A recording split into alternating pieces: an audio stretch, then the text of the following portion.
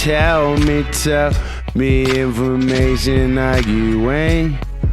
Let's take a shot together and lay your life.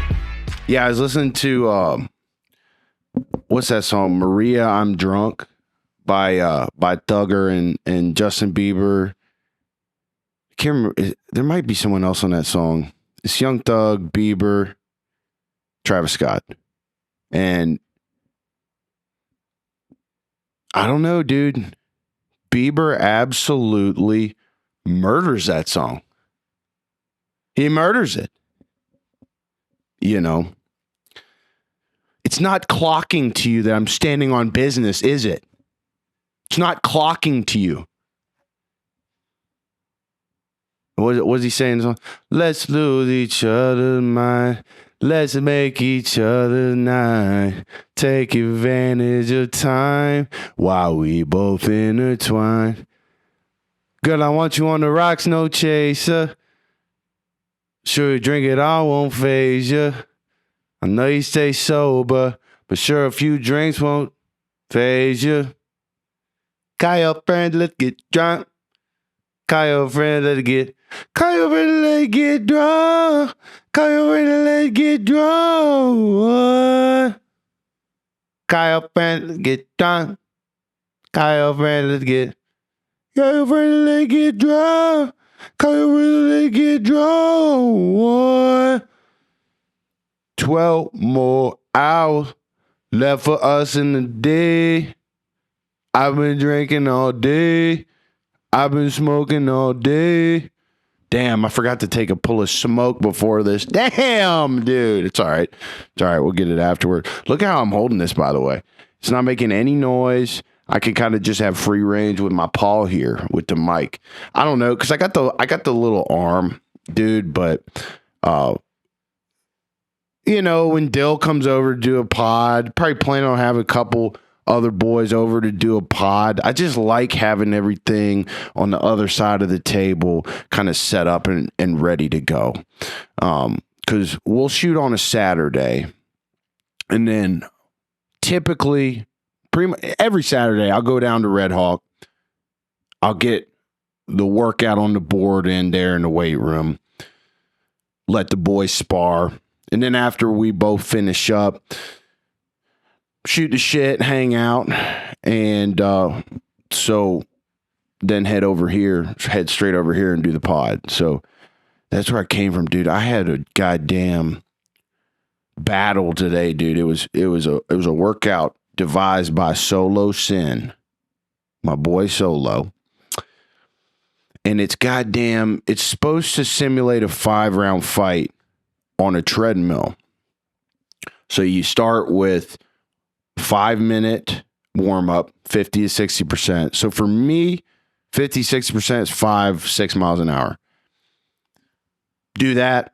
You get 3 sets after that of 1 minute, 90 to 100%, 1 minute, 70 to 80%, 1 minute, 90 to 100%. You do 3 sets of that. That's 3 rounds. And then last week I cut myself off at that. Okay. Last week I cut myself off at that.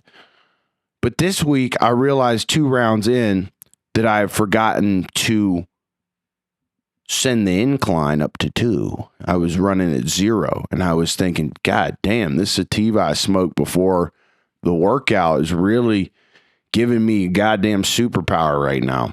Not the case. I had forgotten to put the incline on. So I was like, God damn it. I'm going to have to, I need to send it for 5. So I did. And I'm trying to remember. It was one set at 1.5 incline,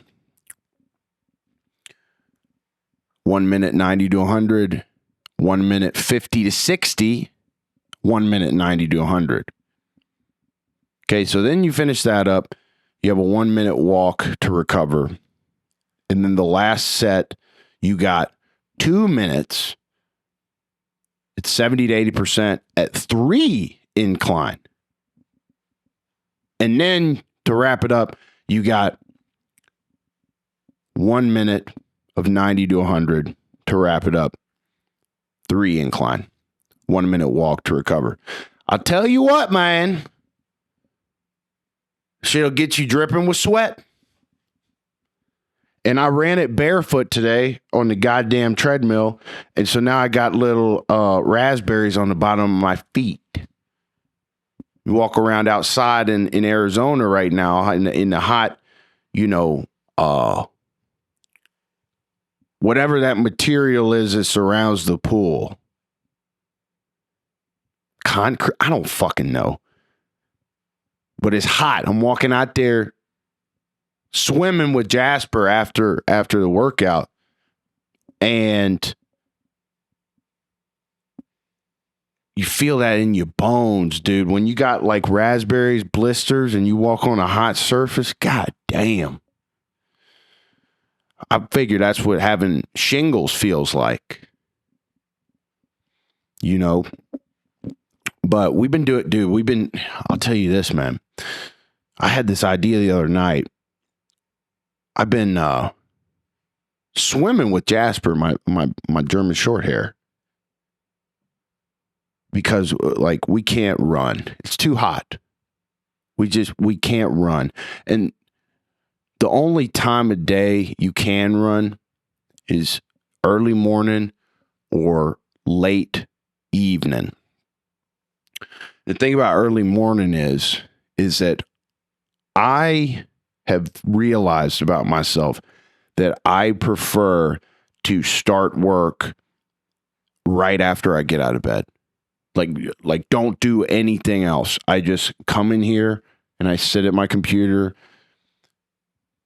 The saying is that you want to get in to deep flow while your brain is still in that wavelength of sleep. I don't know if I can give a better scientific explanation than that at this point. But I get a newsletter from a guy that I trust. And he says he's a flow expert, like what it takes to get the brain to do some flow, I guess. Get it on that wavelength. And he recommends just sit down and work on something within 90 seconds of waking up. So with that being said, my days are much better when I do that. So it's unfortunate, but I'd rather do that than take Jasper out to run. Because that's what I've been doing for the last, however months when it started warming up. And it's great. I mean, it's good quiet time, but it's a good hour you're out there. Even though the spot we go to is only about 12 minutes from here, that's 24 minutes in the car. And then it's about a 1.5 mile walk for me to complete. 1.6. And so, you're out about 36 minutes, something like that. So you're out the door at about an hour. And by then, if your mind ain't right, it's going to be really hard, at least for me, to induce that flow state. So I just kind of restructured my morning that way to hopefully push the next level. And then late evening, dude, it's like, I, probably, will have trained, get back or coach my kids in football. And you get back and it's just like, dude, I want to wind down, or selfishly, get a stream off, play some video games. I've been playing that OG Fortnite with my college buddies that I played Fortnite with 7-8 years ago. It was fucking awesome. I didn't know that they had like a part of Fortnite, a game mode in Fortnite where you could play the OG with the guns you used to play with the map you used to play with. It's fucking badass. It's badass as shit. What else, dude? What else, man? I mean, So yeah, that's what's been going on with me lately. I love how I can hold this mic. This is nice. I feel like if I took it out and just held it like a comedian, that I would have handling noise. I don't know. Let's try. This it's not bad, but I do kind of like cuffing that goddamn bass. You know what I'm saying? So, anyways, me and Jasper, we've been swimming, man. And he's getting more and more confident in the water every day. I was telling somebody this the other day. I probably traumatized my dog a little too much because, and he's my first dog that I raised from a puppy, right? So, you know, you're gonna make some mistakes. It's just how it is. But when he was little, I just threw him in the water. I was like, figure it out. Dad's here to save you if you get in some trouble. Figure it out. And I think it traumatized him about water a little bit. Did I not even bring my goddamn water bottle on set, by the way? Y'all give me 1 second. What's that Jim Carrey? Alrighty then. Jasper just came in. Dude, this damn dog, he's so smart. I'm telling you. He knows when if there's nothing else going on. Like when we swim the past couple of days, he just left. I turn the camera on and he doesn't notice because there's like a lot of other stuff going on around. But when there's nothing else going on, this dog is damn smart, man. This dog is damn knows that the camera is on.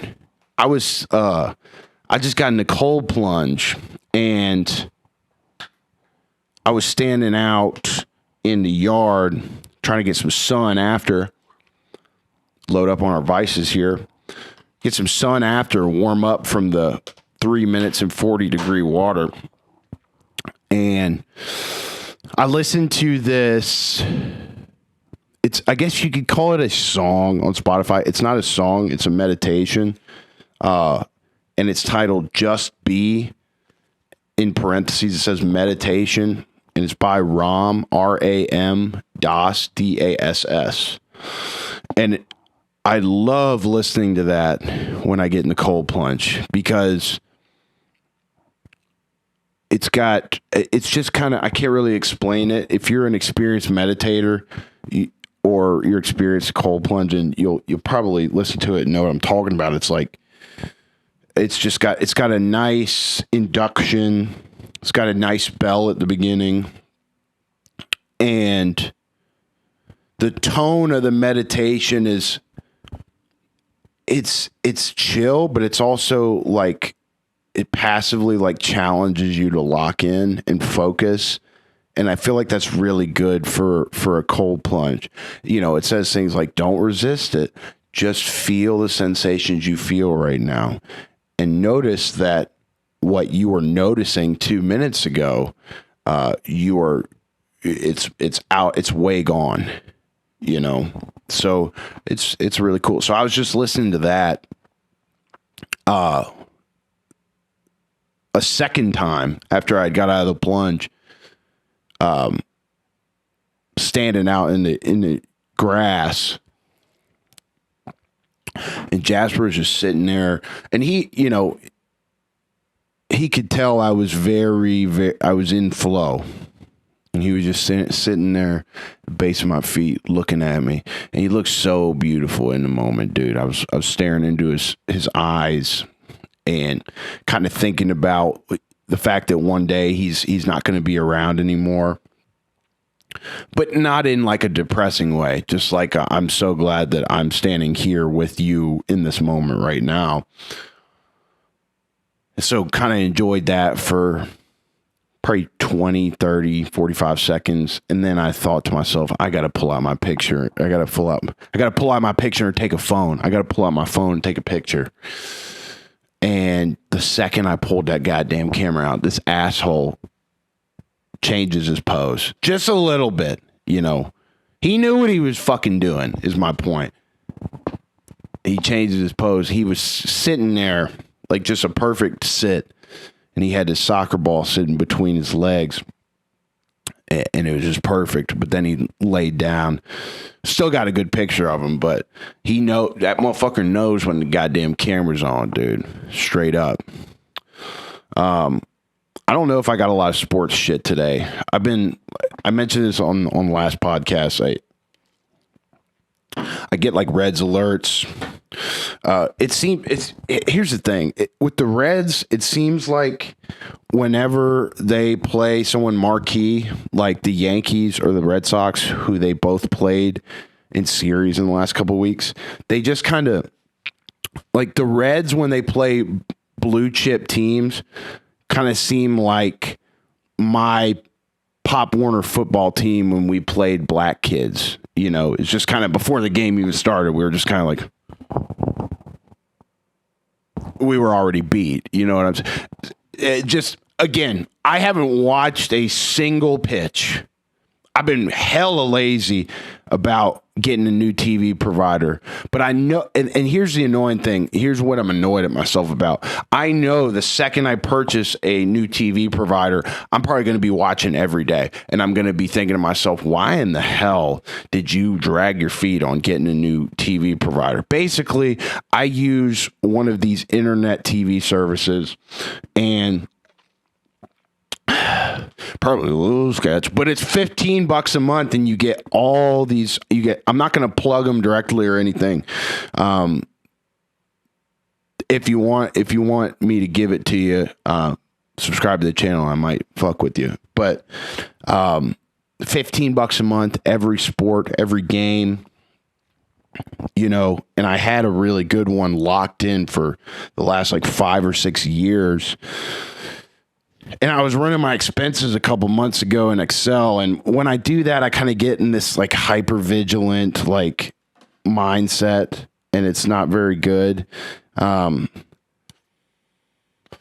going to have to plug this guy in. I get in this hyper vigilant mindset, and they billed me from a company name. My old TV provider did. They billed me from a company name that I was not familiar with. And I disputed the charge like a dumbass. And so obviously I had a really good thing going using their service and fucked it up. So thankfully there's other providers out there. I just haven't taken the time to like sit down and go through the process, quite frankly. So I need to do that because I want to watch the Reds, and I'm definitely going to need to have it done by the time NFL rolls around, because listen, I ain't fucking paying 3 bands to watch every game, type shit. And the NFL keeps obnoxiously raising the goddamn price to watch all the games. There's some of us out there, man, that want to see as much film as we possibly can. And the NFL, I guess you could get the NFL Plus subscription and watch the all 22 footage after the game. I guess for the sake of film watching, it kind of defeats my argument, because NFL Plus is only like $20 a month. I think I pay that shit. I gotta sit down and get in an Excel spreadsheet on my expenses again. Listen, man, I'm literally a fucking financial advisor, and I find myself lacking on running my own expenses sometimes. It's kind of like the doctor that goes out and like treats a patient for lung cancer, but then goes out and smokes a cigarette. It's like I got to run my expenses to make sure that I'm not paying for shit that I'm not using, which I think there's definitely 2 or 3 things. I've been dragging my feet on that. So I got to sit down. But like I said, I just don't like the mindset I go into. That's definitely a me thing. It's definitely something I need to change. But when I sit down for Excel spreadsheet, I'm looking at every fucking transaction on my credit card, and I start to be like, who the fuck is that trying to run up in my shit? Who's that? Oh, okay. It's a pool guy. It's just under a different. Okay, chill. You kind of get in that mindset. Who the fuck? Somebody trying to fucking run up on my shit. Somebody trying to hit me for a lick. The paranoid type shit, I guess. And that's what I did to if I hadn't disputed my old, anyways, I'm beating a dead horse, but yeah, I'm trying to think of any football shit that's happened. Jalen Ramsey's headed to the Pittsburgh Steelers. People are saying online that the Steelers have been making bad moves. They traded away. I think they traded Minkah Fitzpatrick away to Miami, where he used to be. I don't know if that was the same trade. I know that Pittsburgh's also getting Jonnu Smith, the tight end, who I think went to a Pro Bowl last year or the year before, playing for Miami. So you got Jalen Ramsey and DK Metcalf in Pittsburgh.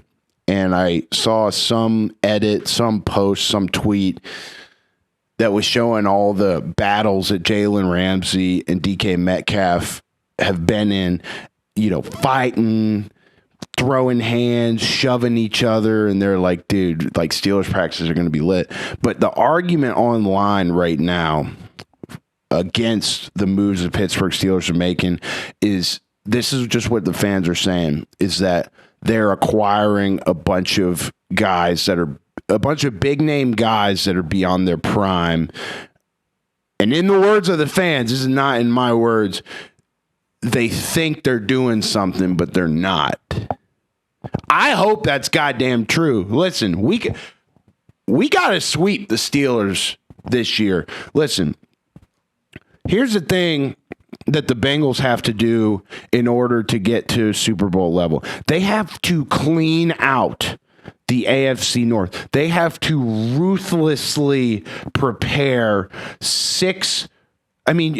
ideally you ruthlessly prepare for all 17 games. But, dude, 6 fucking games on the schedule. 2 times for Cleveland, 2 times for Baltimore, 2 times for Pittsburgh. We have to be absolutely stellar assassins in those fucking division games. Just gotta be, dude. And I don't know, man. I've been getting a lot of the old Hard Knocks episodes on my YouTube homepage lately. Cowboys, one I watched. There was one other team. I can't think of who it was. And then there was Cincinnati that I watched. And there was a tight ends coach. I can't remember his name. But there was a segment of the episode where the Bengals tight ends coach at the time, and I don't remember what year this was. It's probably 08, 09, somewhere in there, because Carson and Chad were still in their prime. But there was, I think, like Ben Jarvis Green Ellis was there at the time. I remember a fullback that I had not heard his name uttered in ages, and that's Jeremy Johnson. I don't know if that's because I'm from Lexington, Kentucky, and he was kind of a local guy. I literally did no research on him, but it was a light-skinned fullback named Jeremy Johnson. I was like, oh, dude, for some reason that's hitting my brain in a certain spot. That guy, his name, et cetera, et cetera. So maybe I saw him at like the local YMCA one time. I don't know, but he was on there. I'm trying to think who else. But all that to say, big picture, the tone of some of the coaches was a little less competitive than what I would like my organization's coaches to be like. And I get that this was 16, 17 years ago at this point. I mean, hell, they literally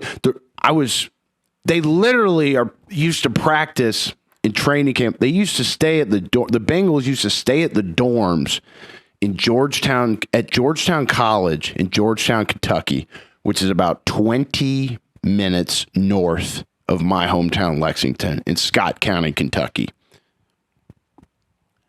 We used to have battles on that field in high school. Scott County was the state champion my junior year of high school, and they beat us 37-34 in the quarterfinals of the Kentucky State playoffs. I actually let a reverse out. I was supposed to have contain, and a kid who ended up having a really good career at Michigan State, I think his name was Grayson, he blocked a huge punt against Michigan. Could probably pull that fucking highlight. But he got out on a reverse on that same field that the Bengals used to have training camp. I let a reverse out, and there were a couple other plays that could have gone our way, and we would have won that game and potentially won state, but we lost by 3 on that field. But so anyways, the Bengals, they don't have camp there anymore. They have camp on that little field right by the highway next to Paul Brown. I think they're building a new facility. But anyways, the tone of some of the coaches, like there was a tight ends coach, and here's, I guess let me say this. Here's the point I'm trying to make. All of the coaches' attitudes, most of the coaches' attitudes, some coaches come in the NFL and they're such a big deal. They're like, hey, this is my fucking style. This is how we're going to do things. Owner, I really don't care if you like it or not because what I do works. There's coaches with that confidence, which frankly is the type of coach that I would prefer to have coaching my Bengals.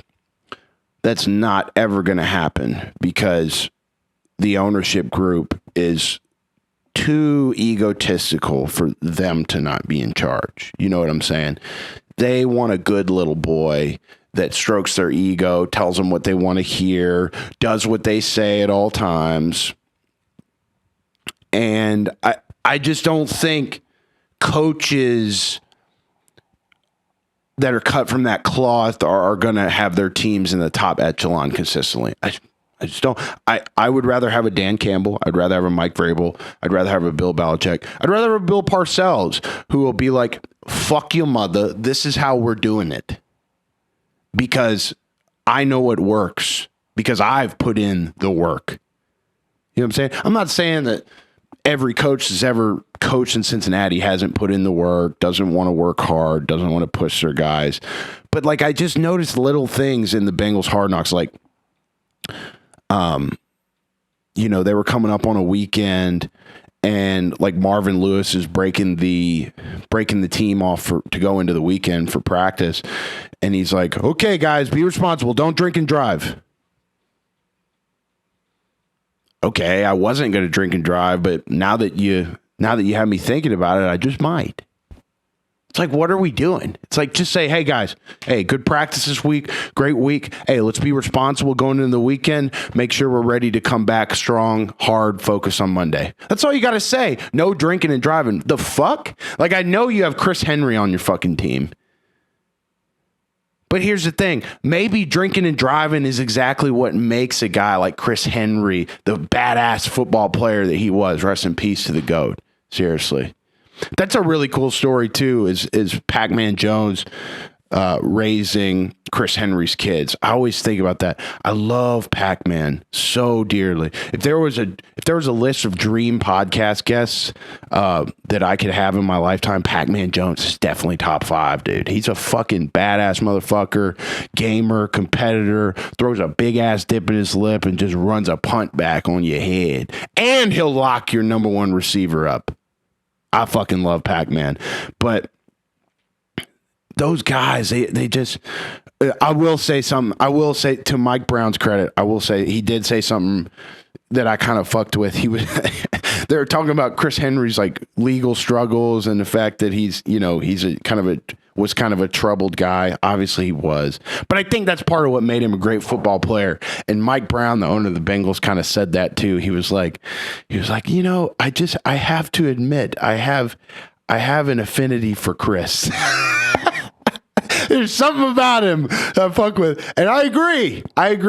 So I do kind of like that about, if there's anything I would say I liked about Mike Brown, and the way he kind of looks at things, is that like he's always kind of given a safe space for guys like Pacman, guys like Vontaze Burfict, guys that probably would have gotten cut at the first speeding ticket other places, but Mike Brown kind of was like,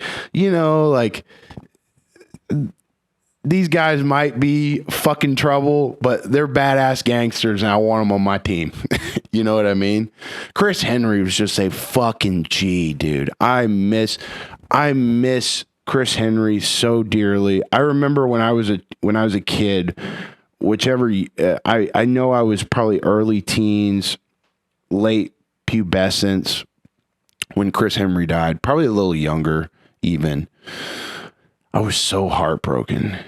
It's such a sad story, but it's also really cool that Pacman Jones took his kids under his wing, raised them. And I think one of Chris Henry's boys is actually an up and coming football prospect that is a dog. Let me see if I can find his name. Son. Chris Henry Jr., son of late NFL receiver, picks Ohio State. So he got Chris Henry Jr. Look at this guy, a little light-skinned. Let's see. He was a 4-star receiver, 6'5", 205, just about the same build as his dad. I think Chris Henry Sr. was like 6'4", 190, 180. And that's crazy. Committed to Ohio State, recruited by Brian Hartline. If you guys remember Brian Hartline, he was the quarterback at the University of Kentucky in 2013, 2012. Brian Hartline, number 5, white guy, he was a solid starter for Kentucky for a couple years. Brian Hartline, Kentucky. Now, growing up in Lexington, my parents were season ticket holders for the University of Kentucky. So basically, Mike Hartline. No, okay, Brian Hartline, different. Brian Hartline played receiver, I believe, and he was a bit better player than his brother, Mike. Mike Hartline. I'm so sorry for the misinfo. Mike Hartline played at the University of Kentucky as a quarterback. Short pro career. Damn, I got him mixed up. Hopefully that doesn't undermine my ball knowledge or my perception of my ball knowledge. Yeah, Brian Hartline was a wideout, and I think he did play at Ohio State. So Chris Henry Jr. was recruited by Brian Hartline, who is the brother of Mike Hartline. And I watched game after game after game in person, Mike Hartline at quarterback. So let's go to Ohio State's website here and see if he's playing any. All I see is recruiting profiles. Chris Henry Jr. Okay, so he's not there yet. 2026 recruiting class. But be on the lookout for Chris Henry Jr. This guy, he probably knows, based on what happened with his dad, that it's in his best interest to stay out of trouble. So that's incredible.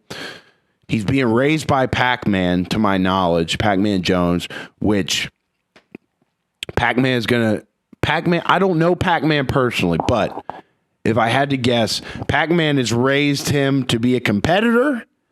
Pacman has showered him in tough love, like I know Pacman Jones might. And hopefully this kid's got his fucking head screwed on right, which, dude, I would imagine the trauma of something like that happening to your father would be able to fuel a different level of greatness. Look out for Chris Henry Jr. I said it before, dude. I look at my YouTube analytics and I could see like what videos are most viewed over like the last, 24 hours or whatever. And I've been seeing that an old clip of mine that I posted at the beginning of this podcast. It was like episode 4 or 5. Is getting views lately, and it's about Phillip Rivers' son, Gunner. And I think the reason that happened is because John Gruden made some content with Phillip Rivers, and they were out on Phillip Rivers' farm training complex in Fairhope, Alabama, which is like southern Alabama. You go west down the Panhandle. I could be wrong, but it's like you know how Alabama's got that little boot down there at the bottom, the southwestern part of the state, I believe. That's where Fairhope is. It's on that little U. And Gruden went down there and hung out with Phillip Rivers and goddamn Gunner. And it seems like Gunner's an up-and-comer. He's playing for his dad. There's going to be a lot of young prospects coming through that are sons of that kind of era, that Hard Knocks era that I'm talking about. What year did the Bengals win the Super Bowl? Oh, that fucking hurts. Do Hard Knocks? What year did the Bengals do Hard Knocks? 2009. Okay, yeah, so 2009. So like that kind of era of like Eli Manning, Peyton Manning, Phillip Rivers, Chris Henry.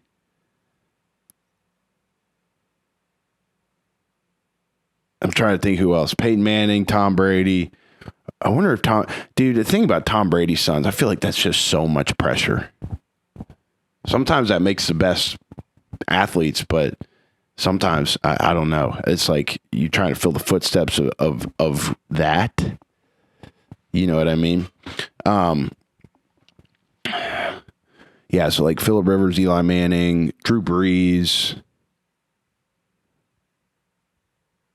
Trying to think who else, man. That was a prime fucking window of football, man. That was huge. But now you got all these quarterbacks in the league that are incredible also. And incredible players. And you're going to get this next generation of the seed of that 09 kind of NFL street kind of era. Obviously, like I think Mike Vick was still, Mike Vick was prime Falcons, probably like 04, 05, 06, something like that. Damn, we've been going a little bit, man. I think what I'm gonna do after this is I'm gonna go hang out with the boys at the casino a little bit. I know they said they're headed out like very soon, if not like right now.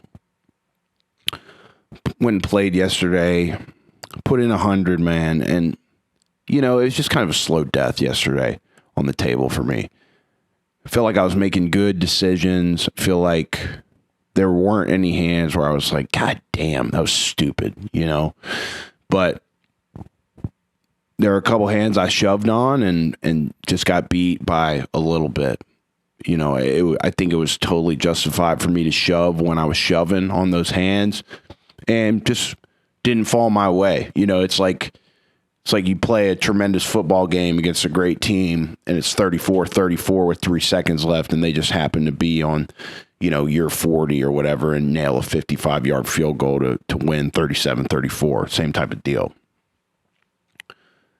So it was just kind of a couple of those, but I'm kind of hoping I can go and get my lick back today. I went through that bullet, went through $100 yesterday. But I feel like it's a worthwhile investment to shoot the shit, hang out with the boys, pass the time, And I really do enjoy thinking about the probabilities in poker. It's like if I have 2 cards of the same suit, like what's my probability to get 3 more on the flop? Or sorry, I don't even know the fucking terms. Like Basically, at the point where I have 5 cards on the table is what I'm saying. The river, I guess. I'm learning the slang. But if I have 5 cards to get 3 more of the same suit, like I feel like my probability is pretty good, and I'm gonna see what's cracking. You know, I'm gonna move on to the flop, I guess. But you know, if you just got nothing, you just and then too, I think something that's important is avoiding. And again, this is just a beginner's take on poker. Like I just got into it because, you know, some of the boys, Tim, Shug, they were, you know, Tommy Guns, they were like, dude, like, you want to come play some ball? Like, come play some ball. And I was like, hell yeah, I like football. You know what I mean? I like running it. I like getting 4 or 5 yards, cloud of dust. Wear the opponent down a little bit. You know, I like doing all that. I like competing. So started playing a little bit, but learning the ropes, just trying to make good decisions. Because I do think poker is very similar to investing, which is literally my profession. So learning curve should not be too steep. But the thing is I would kind of like it if it is. I don't know for a fact if it's going to be a steep learning curve for me or not. But I would like it either way, because if the learning curve's quick for me, it's a good way to hang out, good way to make a little extra cheddar. And if the learning curve's steep, still get to hang out with the boys. And you get a little challenge, you know? Like, I think I'm about to download a goddamn poker audiobook, listen to it on the way out there, you know, because I think it's fun. It's deeply psychological. Again, I think something that's a big, big thing in poker is sunk cost fallacy. It's like you feel like you got something good, but you think that the probability is pretty in favor of the guy against you to have something better based on what he's betting. You know, you might be in for $15, you might be in for $30, you might be in for $50, but if you feel like the probability is stacked against you, it's better to get out than to try to keep matching him and see it all the way through. I don't know. That's just knowledge from the stock market that I'm trying to translate over to poker in real time. So, you know, I feel like for me, it's really important to just be patient and wait on that good hand to shove. And then, you know, you give yourself a chance to win. Give yourself a chance to play ball. It's like if I'm on a par 3 and I don't know if I'm going to fly the green clubbing up, I'm still going to club up because I want to make sure that I get myself a chance to get it there. You know what I mean? I want to have the ball in the 4th quarter with 2 minutes left. That's what else can you ask for? You know what I'm saying? In competition, you're in it late. You're in it late. You gave yourself a chance to win late. And then it's up to you. It's in your control to play ball. You know, so I like that. I like that about it. And staying calm too. That's a huge challenge, and it's a really valuable skill that I like honing. Just staying calm, staying in your breathing, staying aware, and trying to have that awareness guide you to a clear decision at each juncture. I like that shit. You know what I mean? I don't even think we need to do clips today. I had like Instagram pulled up, I had like X pulled up, but I don't know. Keep them in the holster. Keep them in the holster for next week. When I'm not so chatty, you know, I try to make that into a Joker quote, not so noble.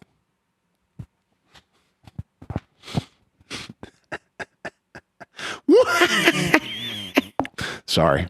Shouldn't do that. Every girlfriend I've ever had hates the Joker voice, dude. When I start talking like this and going crazy, they're like, oh my God, ew, stop. Oh, God.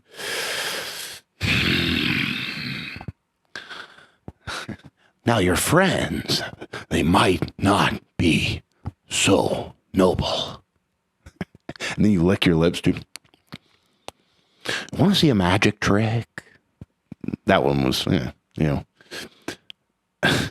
What do you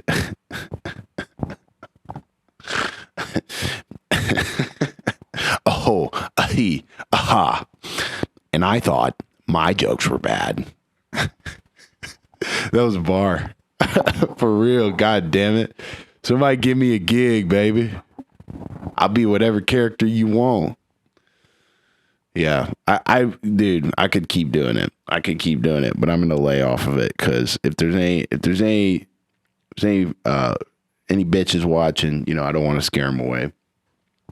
But I think we are coming to a tail here. Plug the mighty in, have a puff, head to the Nino. I'm sure I got a message from Guns waiting in my phone, which we are currently using to film this production. So that's it for me. The post-op's going to be real easy because I ain't got to have Luke throw anything on the screen for real here. Maybe a diagram of the state of Alabama. Anyway, I love y'all, man. Make sure you subscribe to the channel. We're going to be getting a lot of traffic here in the next couple months. I know things are going to really start to blow up. So get in while you can. You can still get in after we blow up, but then you ain't gonna be back in the section with the boy when we in the throwing ones in Magic City. You know what I mean? Have some damn Magic City wings. I guarantee you, dude, with Magic City, you got a whole fold of dudes that are telling their girls, "Oh yeah, baby, I just gonna pop in for some wings. You know I need to get that lemon pepper." And then they're going and looking at the huzz, they're looking at the titty, and they got their goddamn girlfriend hitting them up saying, "I thought you were gonna be home 30 minutes ago." And they're like, "Oh yeah, oh baby, they just putting it took a little longer to put the wings in the frying oil today, baby." You know what I'm saying? But they're chomping on a couple drumsticks, taking a look at what's going on stage at the Magic City down there in Atlanta. I've never been, so I can't speak for experience, but I'm just, I guess, hypothesizing what may be some people's lives. You know what I'm saying? Subscribe to the goddamn channel. I'm not going to ask you again. Thank you if you've watched this far. I love you. Takes a couple seconds. Throw a like on there. Comment GM or something. Good morning. Because it's always morning somewhere. Comment good morning. So I know you're around. And I know that, yeah. All right. I love y'all, man. This is In the Jar. I believe it's like episode 62. We'll see y'all next week.